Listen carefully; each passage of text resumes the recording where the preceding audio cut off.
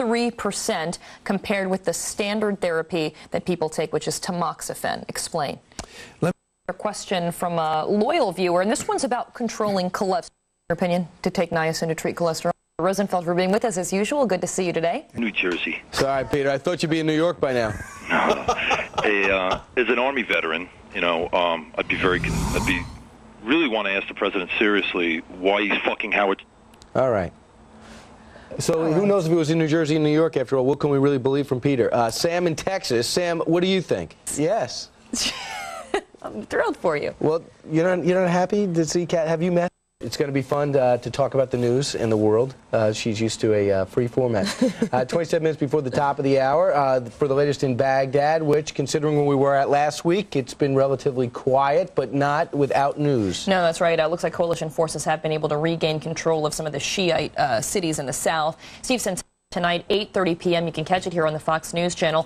This is his third primetime news conference of his presidency, and he's going to certainly be grilled by a lot of reporters about the 9/11 Commission hearings, the memo, and, of course... If I'm going to watch. So I don't know. All right. Yeah. Suggested question and teleprompter. All right, thank you very much, Kelly. We'll appreciate it. No, I can call you at any time. Yeah, your favorite singer in the world, the one that you think is so talented, you love looking at her, you could get an inside look at her life. About Osama bin Laden. It's already gone, but I was going to ask her if he were her husband, whether she would let him go back there to work. Because he says he's ready to go back to work. The big question is, will he go back there, or will he find some new job? I'm sure there's going to be some other offers pouring in for him. I just want to see him get out of debt. I mean, think about how desperate he has to go do that. I have a feeling it'll happen.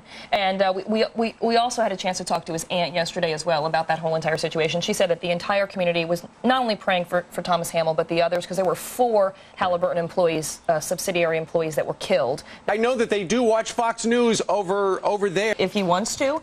And she just said, well, we're going to have a lot of family discussions about that whole situation, which I know. What everybody's talking about today around Washington, D.C., how did this Thomas Hamill guy, the truck driver for Halliburton over in Iraq, how did he get out? He got out not once, but twice, and finally... He was held for 3 weeks, just like Thomas. Does this guy play? That's what happens when you're a decathlete. I guess so. He hit a patch of sand and he tipped over, but I'm sure he had a helmet on. I guess you got to give up the hobbies. Keeps on ticking. Plus, the mayor. He likes the big blue whale. You just look, Cookie Puss. What happened to the American Red Cross? Now, you know what? If they turned this stuff in, and the young people over there probably did what they said they did, they were probably, number one, bored, just having, you know. Guys were bored. Well, because there isn't much to do if you're just sitting there watching prisoners. So let's strip a guy and pile them on top of each other and take photos. Thanks for the call, Josephine. I appreciate it. So some bored prisoners. That's an interesting perspective.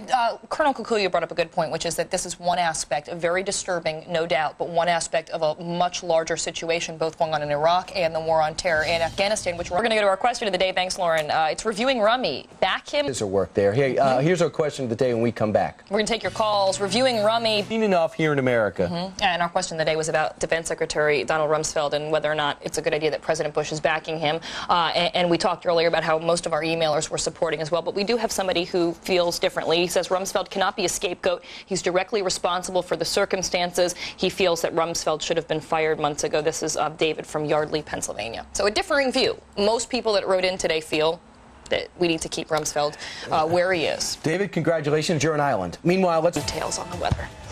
Meanwhile, Mike Emanuel wants to know how many pictures he's going to have to deal with when it comes to keeping up to date on the latest Iraqi prisoner abuse thing. That's right, and possibly videotape. Right. So does Mike have to get the CDs, many of which we understand we have not seen? They want the president of the Eurasia Group, a political consulting firm, and we're talking about Iraq. Let's talk about the Shiite situation. You still have the rebel cleric Muqtada al-Sadr.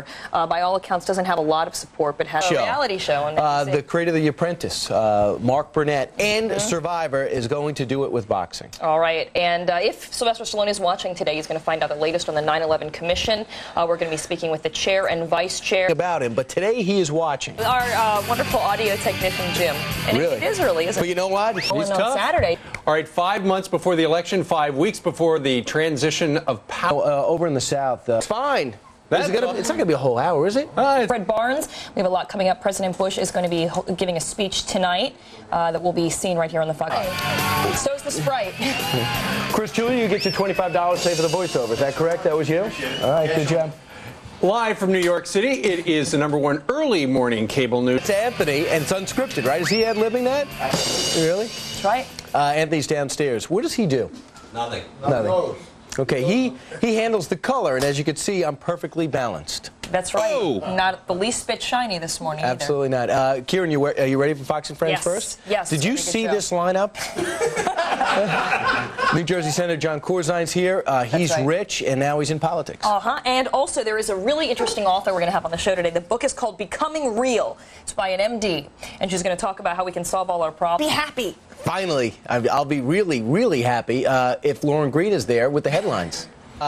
The president said last night in a speech, which we will go over, that was about 32 minutes in length, in front of 450 people, that, hey, look, the violence is going to continue. Brace yourself. Thank you. All right. Yeah, exactly. The other interesting thing was neck and neck. If the election was held today, 46% say they vote for the president, 46% for John Kerry. Also, it's not that far to walk to Philadelphia. That's what I also learned that when in trouble in a snowstorm so cold that it could drop helicopters out of the air because it freezes the blades, you could always strap on snowshoes and successfully walk from Philly to New York City. And that's what happened. But it was entertaining, I'll tell you that. All right.